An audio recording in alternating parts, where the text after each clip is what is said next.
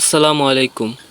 আজকে আমাদের কোর্সের সপ্তম ক্লাস। এই ক্লাসে আলোচনা করা হবে ডায়রিয়া এর কারণ, প্রকারভেদ, লক্ষণ, প্রতিরোধ ও পানিশূন্যতা।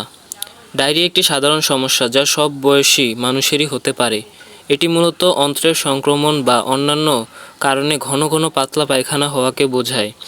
ডায়রিয়া সাধারণত কয়েকদিনের মধ্যে ভালো হয়ে যায়, তবে দীর্ঘস্থায়ী বা তীব্র ডায়রিয়া শরীরকে দুর্বল করে দিতে পারে এবং পানিশূন্যতা সৃষ্টি করতে পারে। চলুন বিস্তারিত জেনে নেওয়া যাক ডায়রিয়ার কারণ, প্রকারভেদ, লক্ষণ, চিকিৎসা, প্রতিরোধ এবং পানিশূন্যতা সম্পর্কে। কারণ, ডায়রিয়ার বিভিন্ন কারণ রয়েছে। এর মধ্যে সবচেয়ে সাধারণ হলো ভাইরাস। রোটাভাইরাস, ন্যারোভাইরাস, অ্যাডেনোভাইরাস ইত্যাদি ভাইরাস ডায়রিয়ার প্রধান কারণ। ব্যাকটেরিয়া, সালমোনেলা, সিগেলা, ক্যাম্পাইলোভেক্টর, ইকোলাই ইত্যাদি ব্যাকটেরিয়া দূষিত খাবার বা পানির মাধ্যমে শরীরে প্রবেশ করে ডায়রিয়া ঘটাতে পারে। পরজীবী, জিয়ার্ডিয়া, ক্রিপ্টোস্পোরিডিয়াম ইত্যাদি পরজীবীও ডায়রিয়ার কারণ হতে পারে। খাদ্যের সহিষ্ণুতা, ল্যাকটোজ ইনটলারেন্স, ফ্রুক্টোজ ম্যালাবসর্পশন ইত্যাদি খাদ্যের সহিষ্ণুতার কারণেও ডায়রিয়া হতে পারে। অন্যান্য কারণ, কিছু ওষুধের পার্শ্ব প্রতিক্রিয়া, অন্ত্রের প্রদাহজনিত রোগ, IBD, irritable bowel syndrome, IVs ইত্যাদিও ডায়রিয়ার কারণ হতে পারে।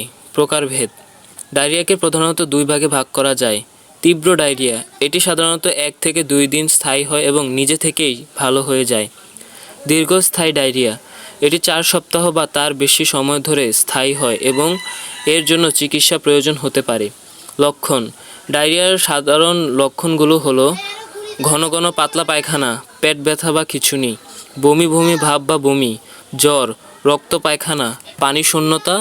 তীব্র বা দীর্ঘস্থায়ী ডায়রিয়ার ক্ষেত্রে চিকিৎসা, ডায়রিয়া চিকিৎসা এর কারণ এবং তীব্রতার উপর নির্ভর করে। তীব্র ডায়রিয়ার ক্ষেত্রে সাধারণত বিশ্রাম, প্রচুর তরল পান এবং সহজ পাচ্য খাবার খাওয়ার পরামর্শ দেওয়া হয়। তবে দীর্ঘস্থায়ী বা তীব্র ডায়রিয়ার ক্ষেত্রে চিকিৎসকের পরামর্শ নেওয়া জরুরি। চিকিৎসক প্রয়োজনে অ্যান্টিবায়োটিক, অ্যান্টিপ্যারাসাইটিক বা অন্যান্য ওষুধ দিতে পারেন।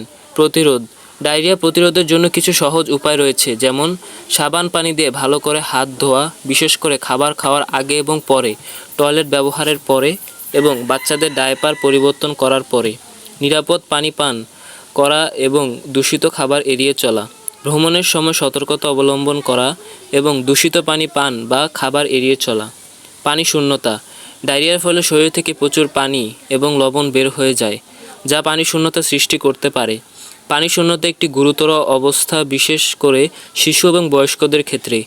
পানিশূন্যতার লক্ষণগুলো হলো অতিরিক্ত তৃষ্ণা, মুখ শুকিয়ে যাওয়া, কম প্রস্রাব হওয়া, গাঢ় হলুদ প্রস্রাব, মাথা ঘোরা, দুর্বলতা, ক্লান্তি। পানিশূন্যতা প্রতিরোধের জন্য প্রচুর তরল পান করা জরুরি। ওরাল রিহাইড্রেশন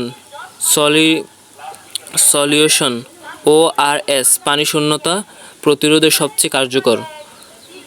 ডায়রিয়া একটি সাধারণ সমস্যা হলেও এর জটিলতা এড়ানোর জন্য সতর্কতা অবলম্বন করা জরুরি। যদি ডায়রিয়া দীর্ঘস্থায়ী হয়, তীব্র হয় বা পানিশূন্যতার লক্ষণ দেখা দেয়, তাহলে অবশ্যই চিকিৎসকের পরামর্শ নেওয়া উচিত।